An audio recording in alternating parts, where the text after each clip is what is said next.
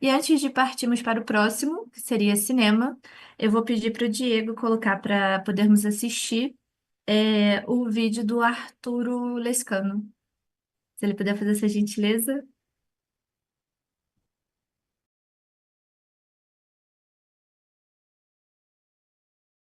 Aquí estamos no Maratón de Galeguidades con Arturo Lezcano, reporteiro, xornalista, escritor, guionista, produtor, casi máis difícil decir as cousas que non fixeches que as que sí, con 12 anos destinado en Latinoamérica e o deporte como unha das súas temáticas. Moitas gracias por estar aquí, Arturo, é toda unha honra.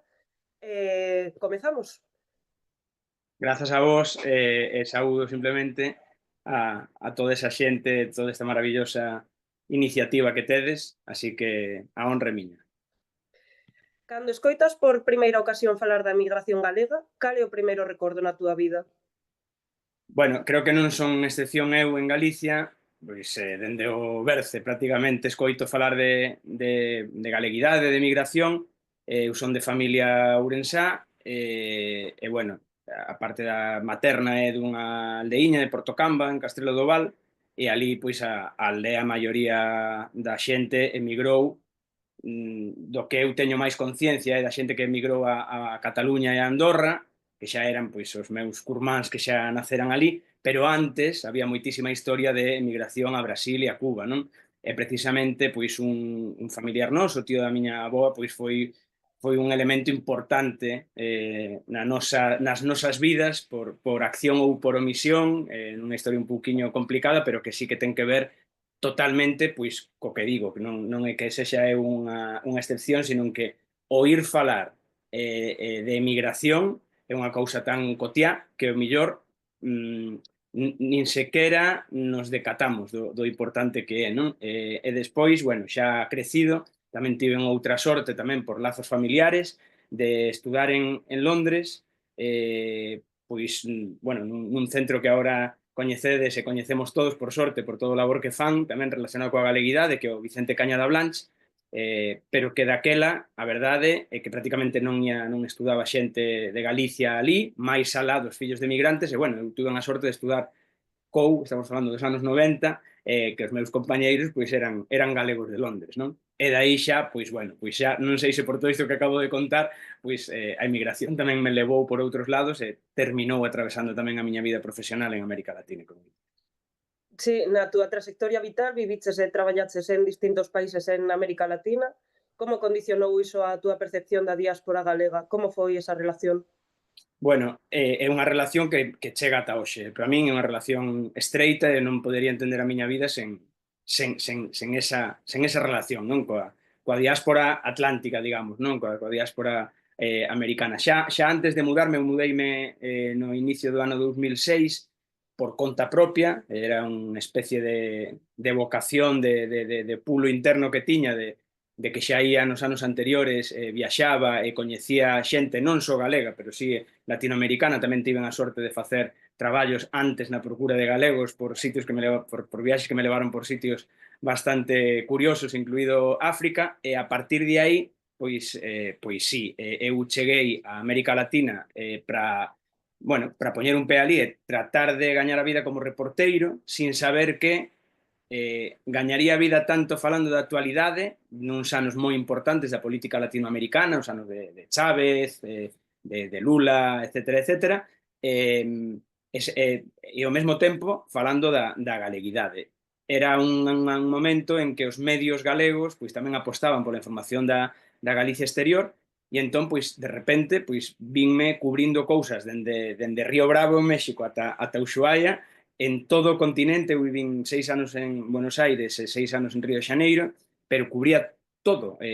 Cando digo todo era que enfermaba Fidel e había que ir a Cuba, e aí falaba con xente que participara da revolución que eran galegos, ia a México porque había calquera cousa que pasara, pois, por exemplo, un terremoto, e acababas falando cos galegos que vivían ali, e, por suposto, todo o que xeraba de sí o tecido da diáspora. Así que a relación coa galeguidade e a miña carreira ou vida profesional, eu, como digo, non a entendería, e e creo que me deu moitísimo máis do que eu lle podería ter dado, porque moitas veces me din, ai que ben, que por fin se informa de nós e tal, cousa que non pasaba. Bueno, pois daquela eu agradezo, pero creo que elas sempre me deron moito máis do que eu lles puiden dar. Que bonito. No mes de outubro sairá a luz o teu próximo libro, O País Invisible. Que nos conta? Bueno, pois é un pouco, recollo un pouquiño o que acabo de dicir. Eu volvín, bueno, non volvín porque vivo en Madrid, non vivo en Galicia, pero fun para Madrid despois destes anos latinoamericanos, e, e a verdade é que quedoume aí moitísima cousa, a parte de material que tiña recollido despois de tantos anos traballando e falando e vivindo moitísimas experiencias con xente de todos os países, galegos quero dicir, quedoume pois esa pulsión que dicía. Eu, bueno, vin que tiña aí moita cousa que contar e sempre pensei que nunha materia que está tan desenvolvida en Galicia académicamente, tantísimos estudos tan importantes sobre a diáspora que hai, sobre a galeguidade, se cadra, bueno, tamén na narrativa e na ficción, por suposto, se cadra faltaba un relato, un fío, imos chamar, xornalístico ou de reporteiril sobre a diáspora. É dicir, faltaba o que eu botaba de menos sempre, non? Para que nos gusta as historias de diáspora, pois bueno, pois sabemos todo, absolutamente todo da diáspora italiana, da diáspora irlandesa, da diáspora xudea, pero falta o libro xornalístico da diáspora galega, que hai moitísimas cousas que contar, e non só daqueles que din que triunfaron económicamente, senón pois aquelas voces de abaixo que se sode dicir, non? Os anónimos, os invisibles, que forman entre eles tamén un país invisible, que non ten bandeira seguramente, que non ten territorio, porque non ten fronteiras, porque é tan internacional, que é tan global, pero que todo ten unha matriz, e a matriz, pois, evidentemente, é Galicia, non? Entón, quixen, pois, honrar a todos eses anos, volvín sobre os meus pasos, no ano 2022 e 23, volvín os 10 destinos máis importantes da diáspora galega, onde eu tiña estado, e fixen outro traballo de campo. Sobre ese traballo de campo, en máis os meus anos, e, bueno, moito traballo de investigación tamén de hemeroteca e biblioteca, pois acaba dando nun volume que é bastante amplo, que efectivamente vai ver a luz en outubro, en galego primeiro, despois en castelán, e que leva ese título, País Imposible, e un subtítulo que, bueno, que tampouco sorprende a ninguén, que é a epopea da diáspora atlántica galega. Ese país invisible segue sendo unha clave para entender a identidade galega contemporánea? Sen dúbida, sen dúbida. Contemporánea, falando contemporánea, vamos, de idade contemporánea, xa non coetánea de hoxe, non? A ver, ten moitas premisas o libro como a propia diáspora, non? Pero eu creo que o que máis me chamou sempre a atención, neste caso, neste libro, que é un libro fragmentario que conta historias en minúscula para contar a historia mayúscula, é que todos teñen uns mesmos patróns. Bueno, iso sabédelo todos, e todos os que participan da maratón tamén o saben, non? Pero os que non son galegos non o saben. Tanto dá de onde ven a xente, en que década, en que vagada, se é pois na primeira, na de finais do século XIX, principios do XX, ou despois do 45 en adiante. Estou falando xa só de América, pero tamén se podería falar de Europa, por suposto, e tanto dá de que bisbarra veñan, de que provincia, de que concello, e tanto dá onde vayan, que se repiten os patróns a todos os niveis asociativo, niveis de negocio, niveis, bueno, lingüísticos mesmo, de comportamento, e iso explica, sen dúbida, a Galicia contemporánea, e o explica polo que pasa ali e despois polo que pasa cando volven. Cando volven os retornados de xeito definitivo ou simplemente nos veráns que todos coñecemos da diáspora, bueno, pois é que non conto ningún segredo, hai bisbarras absolutamente mediatizadas polos retornados e pola diáspora en sí, a todos os niveis tamén, dende arquitectónicamente ata nas dinámicas sociodemográficas. Así que, se a propia Galicia contemporánea non se entende sen ese país invisible cando eran expulsados polos factores de expulsión que tamén eran transversais, etc., pois tamén o que ven de volta. non podemos entender Galicia sen a nosa Galicia exterior, que é o noso gran feito diferencial, inda que sexa doloroso, pero que tampouco podemos renegar del, o contrario, temos que renderlle pois memoria coidalo como se merece, porque daqui para frente tampouco é que acabe a Galicia exterior e o noso legado, como vos ben sabedes facendo esta iniciativa. Totalmente. Mudando un pouco a temática do deporte, poderíasnos contar algunha historia de deportistas habitualmente esquecidas que fagan parte da epopea da historia da emigración galega nas Américas? Hai moitas máis ou menos coñecidas, outras moi pouco coñecidas. Eu mesmo no libro do País Invisible trato de, bueno, de recuperar algunhas.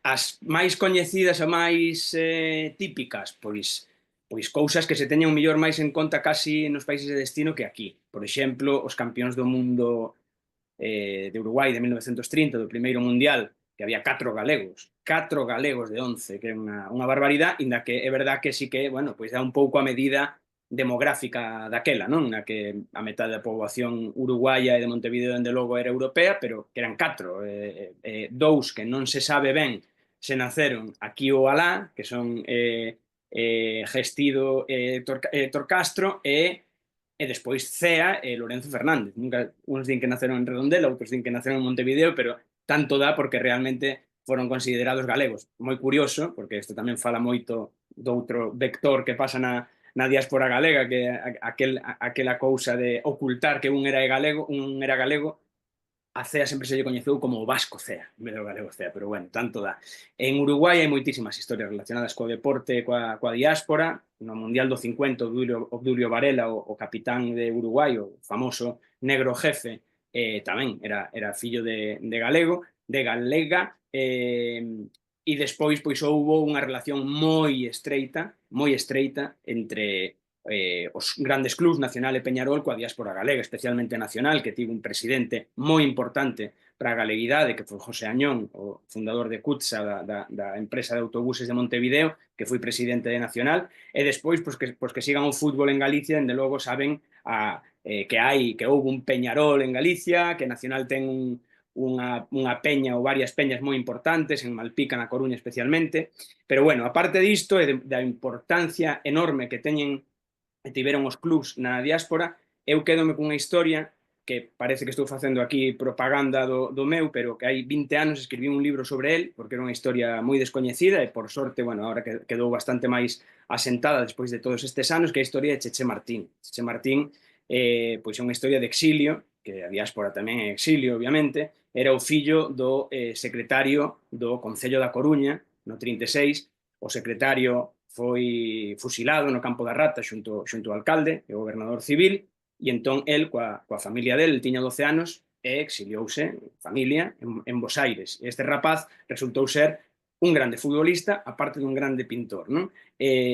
Xogou en Banfield, no equipo de Bos Aires, despois xogou no Centro Vasco de Caracas, de aí xogou en Francia, acabou xogando no Deportivo, no que foi no mellor Deportivo da historia antes da vaga dos 90 para aquí, e xogou no Barcelona, no Valencia, no Atlético de Madrid, xogou en México, adestrou en México, volveu á Liga Española e volveu a adestrar a moitísima xente, foi o mentor de Arsenio Iglesias como adestrador. Bueno, é unha historia impresionante da que eu me quedo sempre cunha imaxe que acontece cando vai chegar ao Deportivo, por recomendación dun xornalista que sabe que está xogando en Francia, e entón os directivos do Deportivo saben que é o fillo do fusilado, así entre aspas, non? Mesmo así fanlle unha proba en Riazor nun día de semana, un mércores seguramente chuviñento do outono do ano 1949, e a tribuna de Riazor énchese de xente.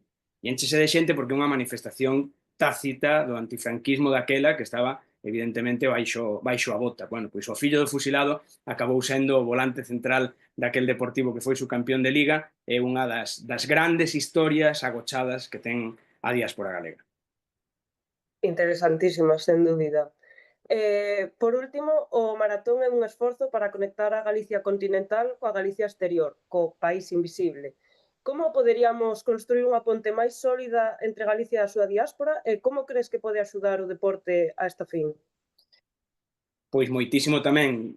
seguro que hai xente que poderá dicir mellor dende outra beira, pero sí que a min me tocou vivir historias bastante duras de ver como, ao mesmo tempo que as institucións galegas pois esmorecían en moitas ao longo das décadas por cuestións puramente de idade, non? Ao mellor de non había relevo xeracional, pois houbo clubs que o pasaron moi mal. Eu lembro de facer unha reportaxe no Deportivo Español, que é o club dos galegos en Bos Aires, que tivo unha época de gloria nos 80 e nos 90, e que despois pois prácticamente desapareceu. Eu acórdome de facer esa reportaxe, entrar no estadio do Deportivo Español e ver como había un cabalo rispando a erva ali, comendo a erva, porque non había, xa non había nin fútbol, nin había nada. É dicir, era a imaxe do abandono total.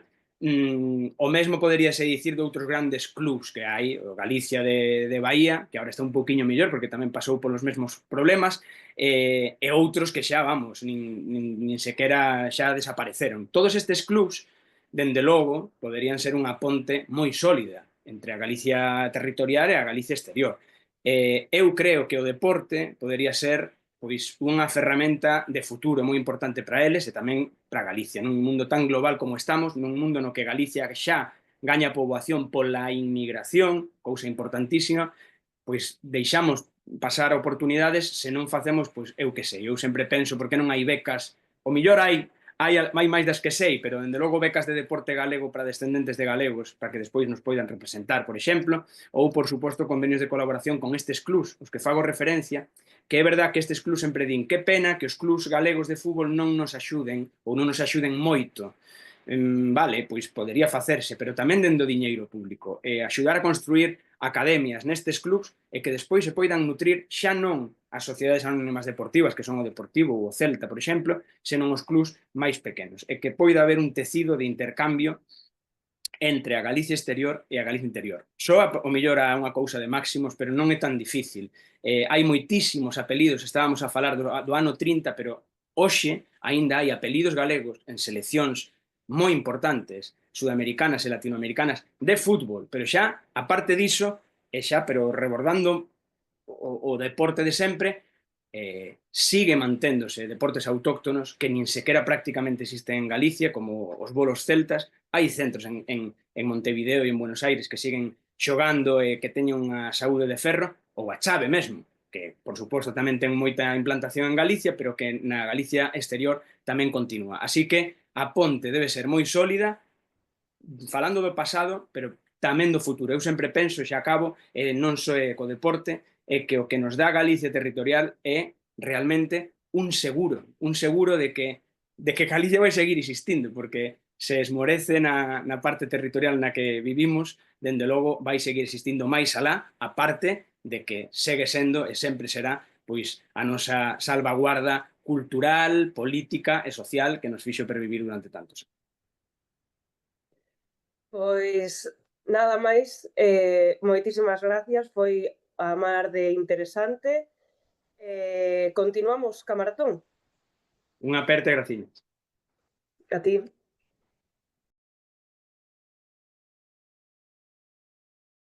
Nós vamos passar agora para o episódio 12, cinema. Vai ser conduzido pelo Angel Swances, então vou fazer uma breve introdução e logo já passo a palavra para ele. Mens sana in corpore sano. Depois de cultivar o corpo com o deporte, imos cultivar a mente com outros dois faladoiros de cinema, cultura e arte, da mão de Angel Swances e Soledad Felhosa. No cine, ou igual que acontecia com a música ou a literatura, assistimos na última década a um grande espalhamento do nosso audiovisual, exemplos como Oliver Laxe, com Que Arde, ou atualmente com Cerate, ou outras obras de profissionais galegas, que estarão agora mesmo conosco, como Yellow Brick Road ou 30 Lumes, que me encanta, de verdade, devo dizer, coproducións que reflicten cada vez máis as cooperacións e colaboracións fora das nosas fronteiras. Para guiarnos por este mundo e moderar as nosas convidadas, temos a honra de contar con Ángel Suanzas. Se pronunciou mal, avísame, porfa, Ángel. Que a verdade que as zetas ou Cs saime fatal, que son brasileira. É xornalista especializado durante décadas no cine en xeral e no cinema galego en particular. Activo defensor dos nosos profesionais que actualmente trabalham na Rádio Galega. É um prazer ter todos vocês conosco. Agora eu vou passar a palavra para o Ángel, que vai ser o nosso condutor. Bem-vindos, bem-vindas. Muito ansiosa para ouvir a discussão. Pois unha pronuncia exquisita, que che vou dicir, maravillosa, e moitas grazas a vos e ao Egadi por este convite, por deixarnos estar aquí, por falar de cinema, que ao final falar de cinema é falar de pensamento tamén, non? E poder pensar coas imaxes e poder pensar co que fan as creadoras que temos hoxe aquí con nós. Déixame que comece un pouco aportando unha casualidade, que é unha casualidade que ao final tamén é moi fermosa, porque cando falamos de migración e cinema pensamos sempre, inevitablemente, non en Sempre Sonxa, non? Pero antes de Sempre Sonxa estivo Mama Asunción, non? E Mama Asunción, esa curta de Chano Piñeiro do ano 1984, proxectouse na Radio Televisión de Galicia, na Televisión de Galicia, tal día como hoxe, que nacía a Televisión de Galicia hai 40 anos xa. Co cal, hai casi unha emoción aquí, non vedes os meus pelos de punta, non? De pensar que un traballador da Televisión de Galicia pode lembrar este momento, non? De 40 anos de cinema que nos falaba de nós directamente con esa curta que é absolutamente maravillosa e que todas podes ver, pois, por exemplo, en YouTube, porque está colgada en YouTube. Pero cando falamos para facer este maratón, e non me quero estender moito porque é importante que falen elas, que falen Carla, que fale Diana, que fale Eloi, eu pensei, sempre pensamos no cine desde o temático, non?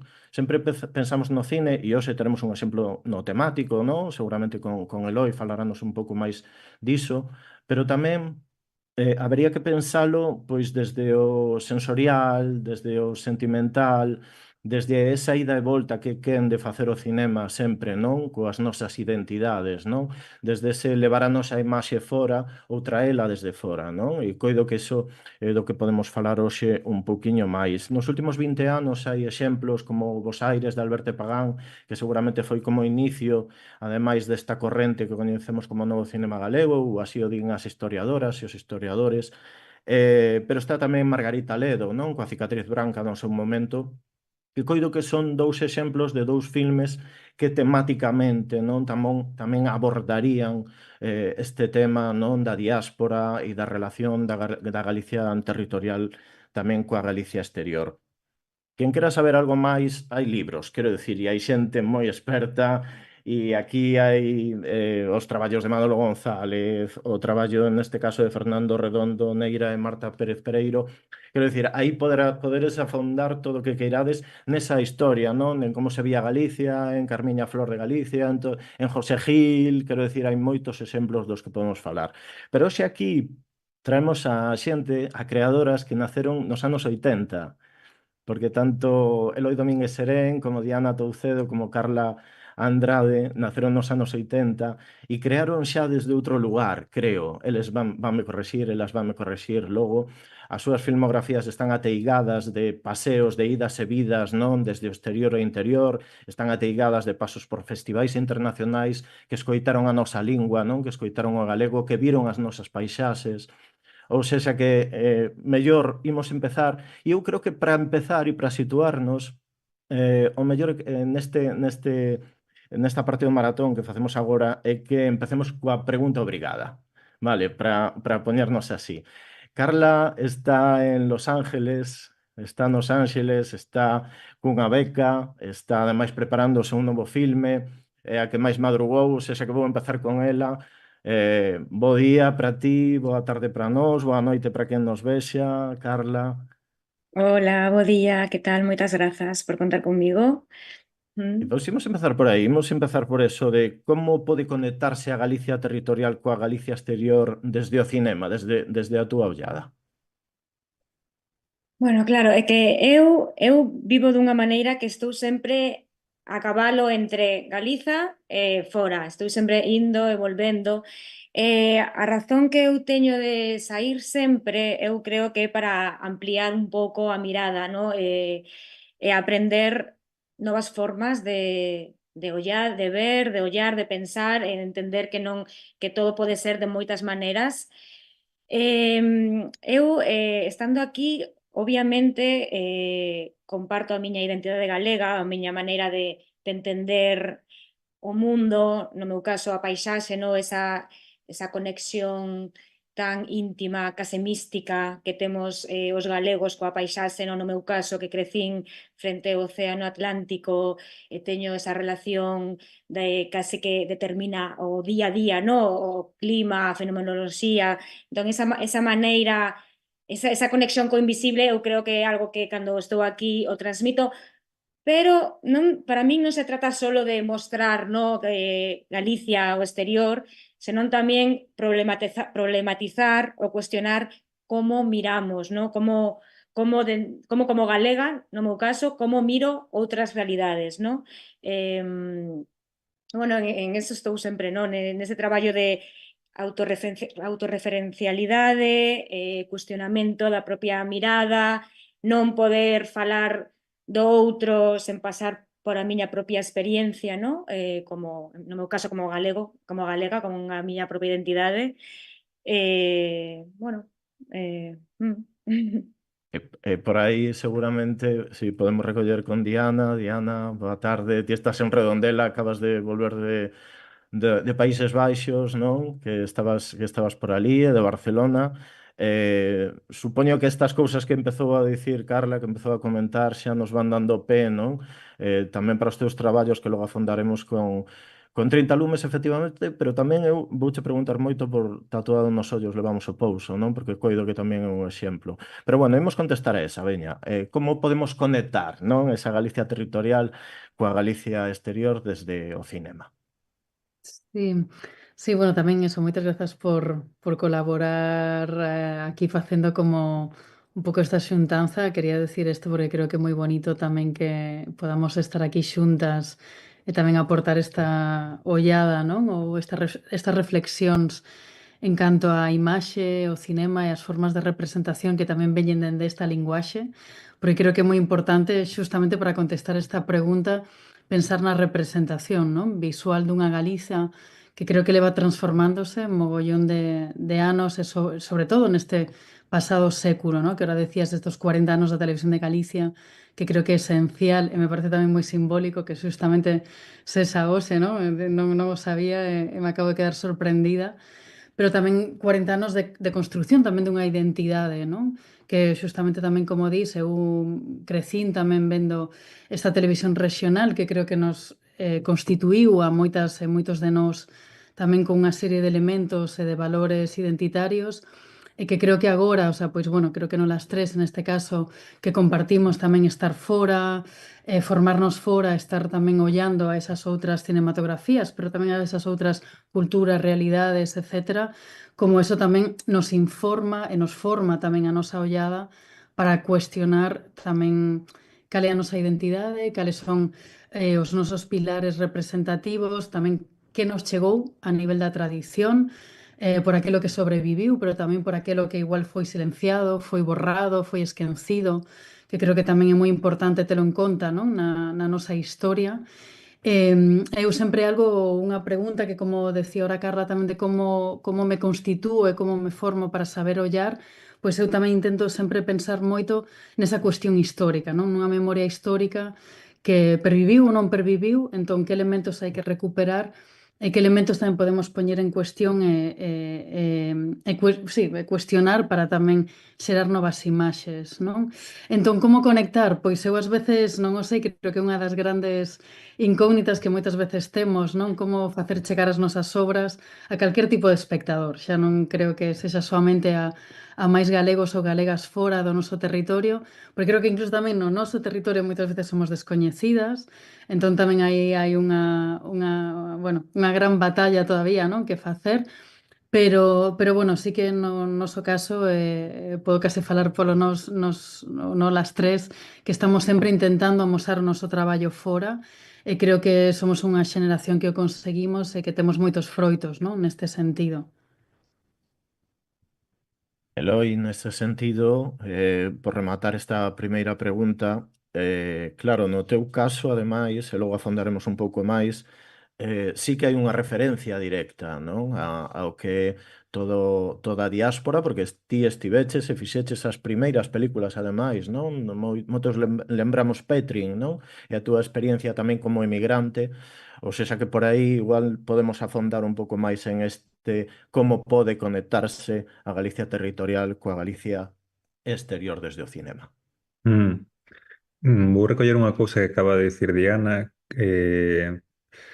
Penso que nos últimos 15 anos, tal vez esa referencia moi válida que dixeches de Bos Aires de Alberte Pagán, colletouse unha filmografía suficientemente extensa, de suficiente calidade, recoñecida, ademais, a nivel estatal e internacional, sen dúbida, como para promover, respondendo dunha maneira como moi directa a túa pregunta, para promover programas específicos de cinema galego. Sei que a finais de ano, por exemplo, en Polonia vai haber un, e pensaba, reflexionando sobre cal podía ser o marco ideal para conectar con esa Galiza na diáspora. Penso que tal vez en festivais de cinema ou mostras de cinema internacional programas específicos de cinema galego non desencaixarían en absoluto. De feito, son unha realidade dende hai máis dunha década. Lémbrome de programas, por exemplo, en lugares como Eslovenia, Argentina, Alemanha, Italia. Penso que tal vez é a mellor maneira de chegar á propia diáspora, é dicir, constame que algúns centros galegos funcionan moi ben en Latinoamérica, pero teño a sensación de que hai descendentes de galegos ou xente interesada na nosa cultura que tal vez ten eh, mm, un coñecemento máis directo e máis amplo da cultura galega a través de festivais internacionais. Non sei se me explico, pero teño a sensación de que tal vez nun festival tipo, pois non sei, Mar del Plata, Pafici, que non só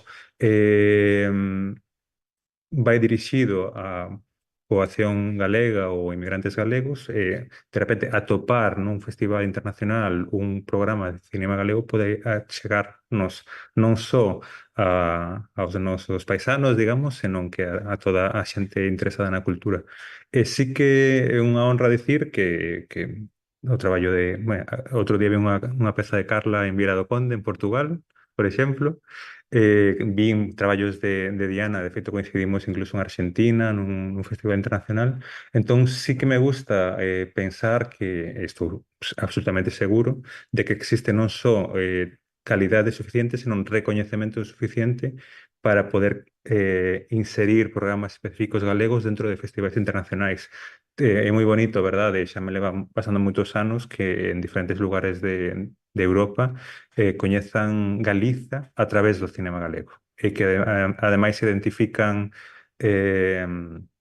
o que é un autor, unha autora galega dentro de un movimento xeracional ou o que sexa de cinema galego. É fermoso, non? Que incluso xente que descoñecía, pasou, por exemplo, en Polonia, xa que eu comentaba, pois o noso idioma,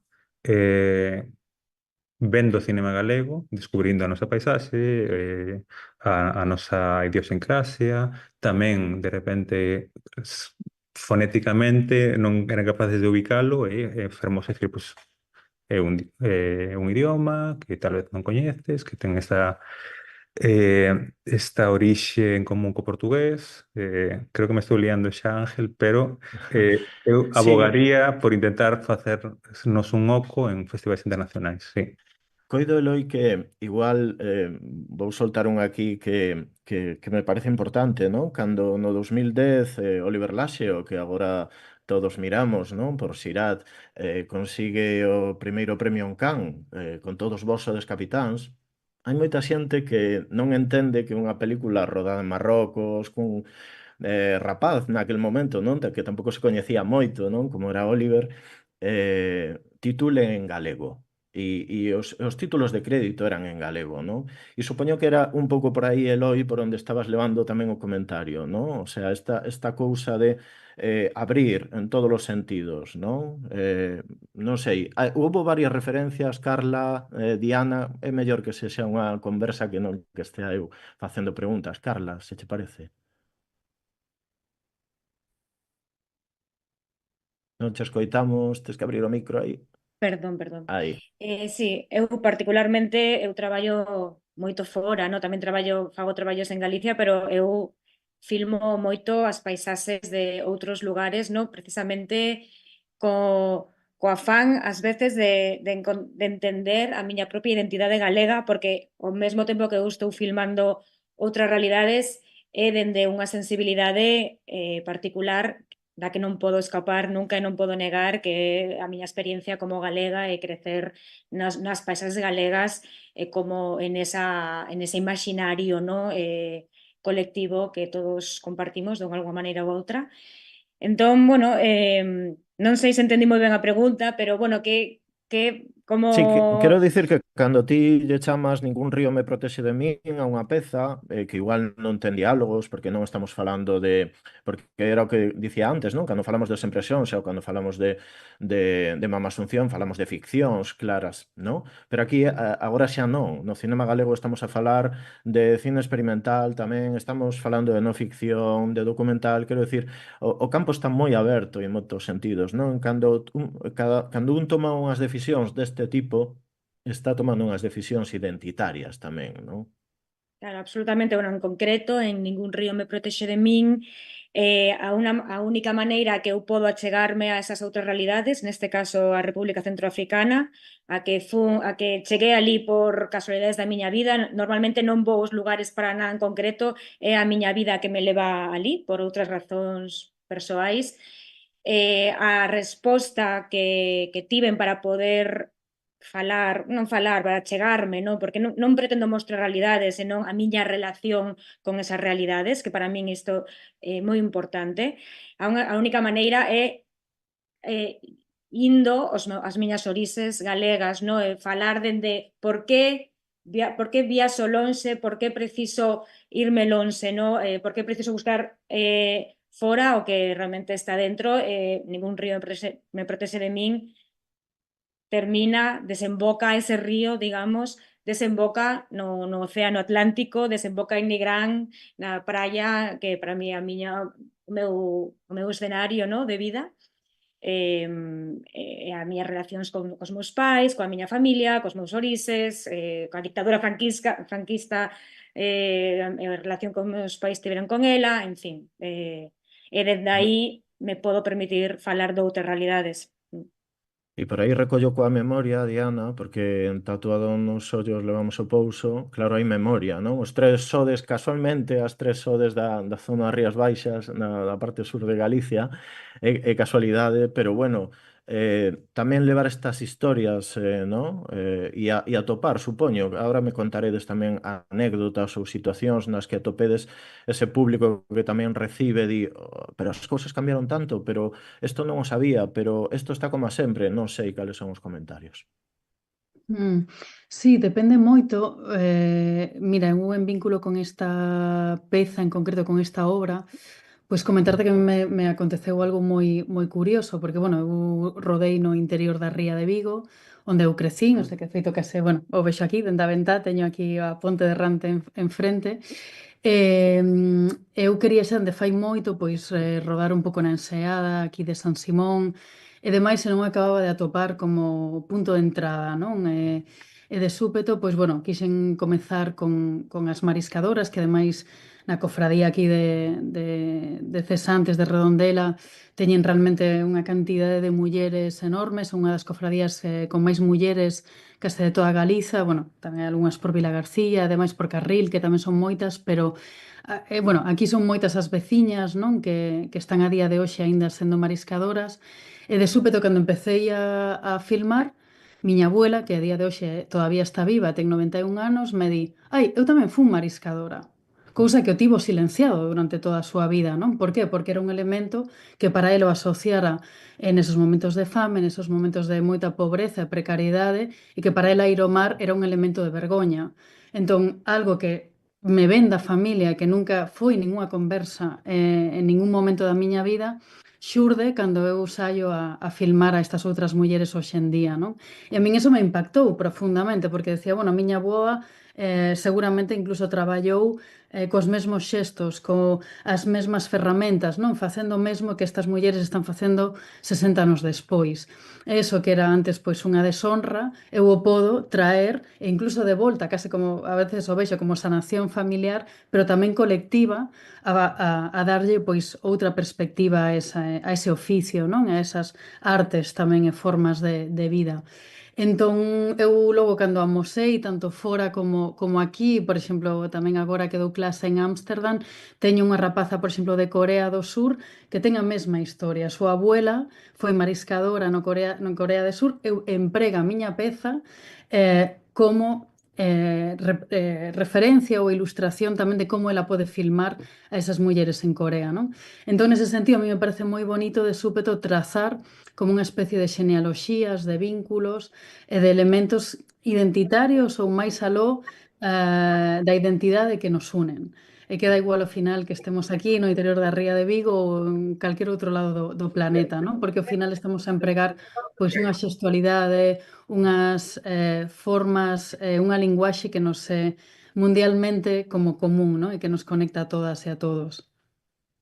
A primeira vez que coincidimos ti máis eu, Eloi, camiño de Ordes, falando dunhas cartas cando ti estabas fora, en Suecia, se non me equivoco, e ti facías unhas cartas con Marcos Nine, con outro cineasta que ademais é nacido na emigración, nacido en Alemanha, na Illa de Arousa el, pero nacido en Alemanha.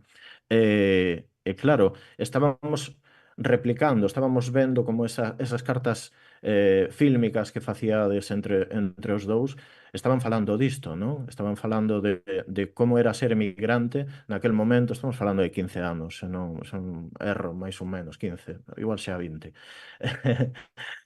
Non sei se ese punto de partida para ti tamén, hoxe falando disto, supón, agora que estás xa noutro sitio, metido nunha ficción, preparando a tua nova peli, si tamén trae bueno, pues eses recordos, esas ideas, ves que as cousas cambiaron algo.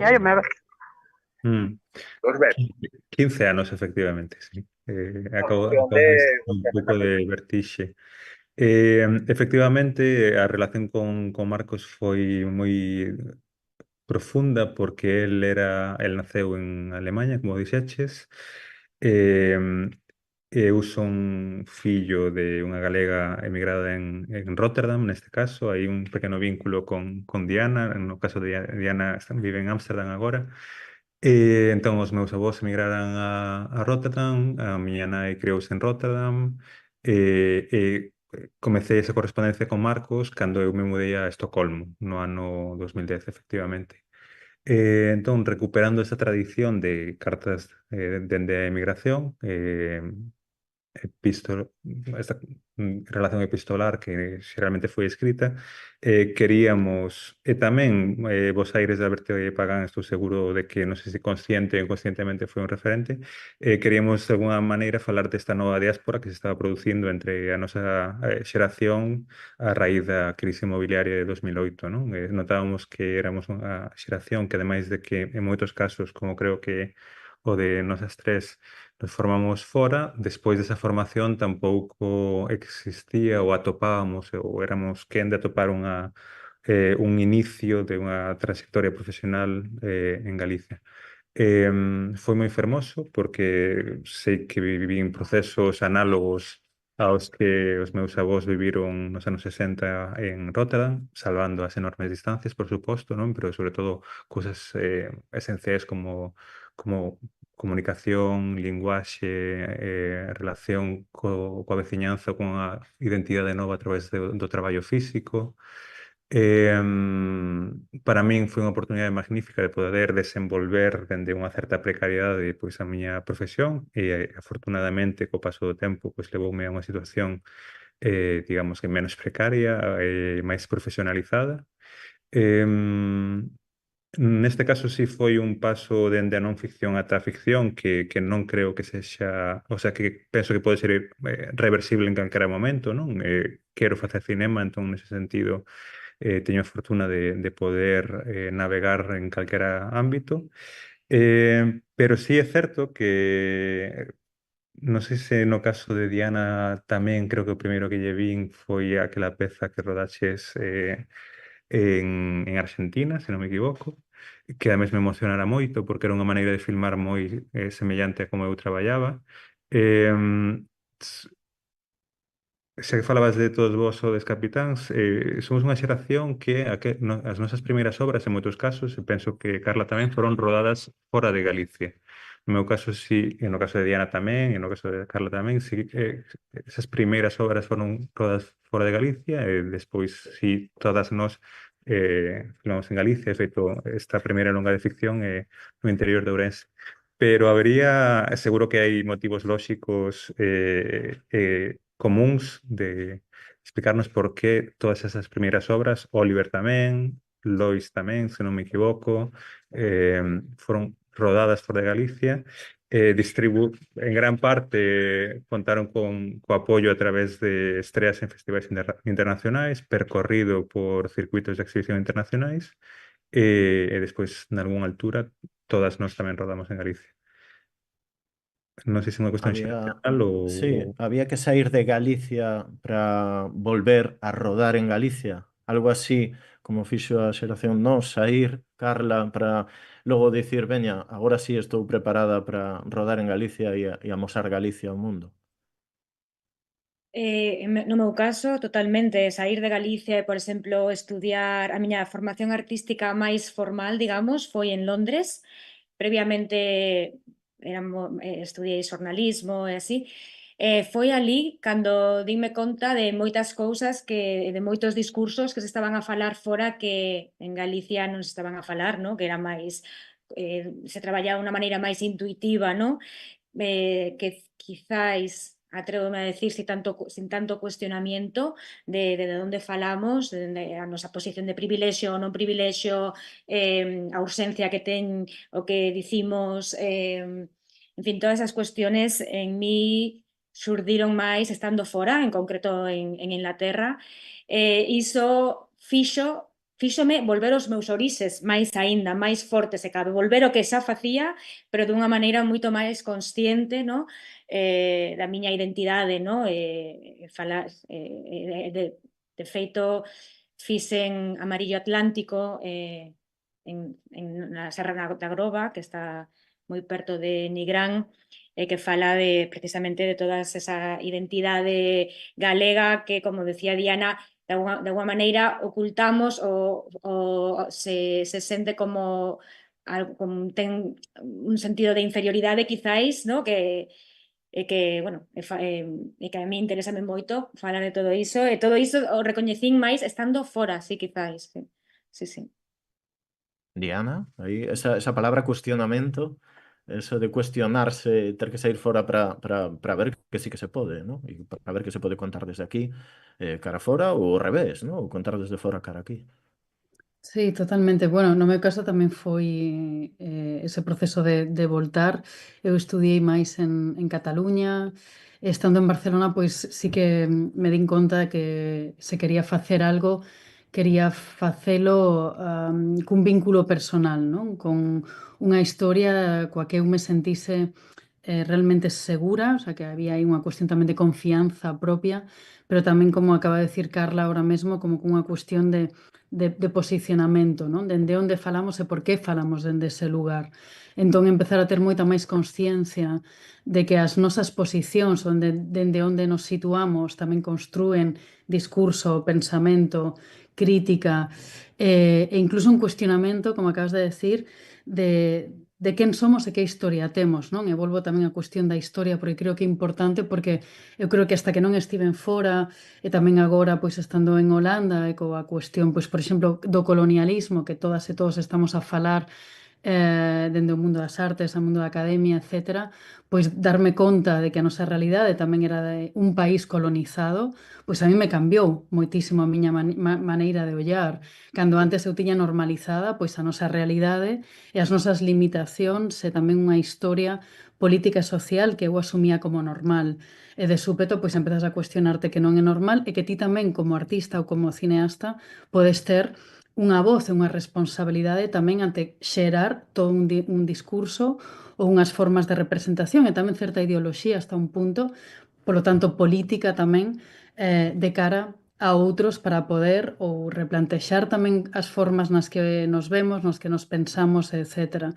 Entón, bueno, neso último, pois tamén estou e dende ir a Arxentina tamén e intentar entender pois esa historia vinculada ao meu pai, pero tamén ir ao interior de Galicia, coñecer máis o Courel e entender tamén esa realidade máis rural dende esos outros prismas, non? Ou poñendo un pensamento crítico no centro, pois creo que estamos a facer como moitas novas miradas e moitos novos discursos que creo que así, como decía antes Eloi, se nos recoñece fora porque nos alineamos tamén con outros pensamentos críticos e tamén con outras temáticas que conectan con un público máis internacional e con problemáticas que acontecen en moitos países, non? E creo que, bueno, que aí vamos obtendo tamén máis visibilidade. Dixesmo aí aberto, perfecto, Diana, para que eu lle pregunte a Eloi pola relación da diáspora tamén en Hamada, non? Porque ao final, quero dicir, é un filme no que ti, despois de rodar pues, todo ese proceso migratorio persoal e individual, rodaches o proceso migratorio tamén da xente do Sáhara e non lo contaches, ou seja que non sei se aí ese cuestionamento, ese silenciamento do que falaba antes Carla tamén, esta cousa de que os galegos ás veces pues, nos custa non autoafirmarnos, pois si tamén o notaches e viches diferencias nese proceso colonial. Interesante porque me decatei a posteriori de que con todas as diferencias entre esas dúas primeiras obras, Non hai vaca sobre o xeo e Hamada, ao fin e ao cabo eran filmes sobre identidade, sobre diáspora, sobre linguaxe, sobre paisaxe. Evidentemente, sendo parte da potencia colonizadora, por retomar o tema de Diana, achegarme como galego, como español, como cineasta a mocidade saharaui, por suposto, supoñía unha responsabilidade forte, que de alguna maneira se aliviou no momento no que me decatei de que algúns dos procesos emocionais, unha vez máis alá de todas as diferencias políticas, sociais, económicas, burocráticas, pero algúnas dos procesos emocionais que eu vivín en Suecia relacionado coa identidade, coa sensación de non pertencer ao lugar no que estás, se vivía con esta xeración saharaui, ¿no? Era moi interesante como eles permanentemente tiñan que enfrontarse á idea de fogar. Nós nacimos aquí, os nosos pais naceron aquí, pero nós non pertencemos a este lugar, non? E nós temos que regresar a un lugar que en algúns casos era interesante porque non existía. Entón, nese proceso de convivencia que supuxo a rodaxe deste filme, foron ao final 9 meses vivindo xuntos, a maneira ou a única maneira na que eu de alguma maneira me podía chegar á realidade de xente que vive unha situación moitísimo máis complicada da que nós viveremos nunca, era a través da esencia de que a identidade, cal é o meu lugar e sobre todo que implica nun lugar que tes unha relación tan problemática, canalizar toda a enerxía e vitalidade de unha certa xeración, non? A min pilloume con 25 anos, os protagonistas do filme teñen 20 anos, pero sí identificaba de que maneira podes canalizar ou empregar de maneira rebelde ou constructiva, creativa, toda esa enerxía que vas a ter nun momento específico da túa vida. Non sei se respondín, Ángel, a túa pregunta, pero sí que é certo que ao final os dous filmes son sobre a propia construcción da identidade, pero hai algo de rebeldía que ademais pertence a ese momento. Eu tiña 25 anos, acabo de cumplir 40 e un par de meses, e sí noto que como ser humano, como cidadán e como cineasta, aquel momento, aquela enerxía e aquela vitalidade chegou no momento xusto. Eu quero agradecervos ás tres, voulle agradecer especialmente a Carla porque acaba de levantarse aí en Los Ángeles, pero agradecervos ás tres e sobre todo reivindicar, non? Reivindicar esta xeración vosa que está facendo películas desde onde sexa, desde o experimental, desde a non ficción, desde a ficción, desde onde cada un escolla, desde fora, desde dentro, cara fora, cara dentro, dame igual, pero reivindicar un cinema que efectivamente, como dicía Loi ao principio, igual Seica non é tan coñecido no interior, non? Entón, neste debate e nesta idea da Galicia territorial e a Galicia exterior, pois bueno, estades vos máis fora que dentro, máis na exterior, aínda vivindo aquí en moitas ocasións que no interior.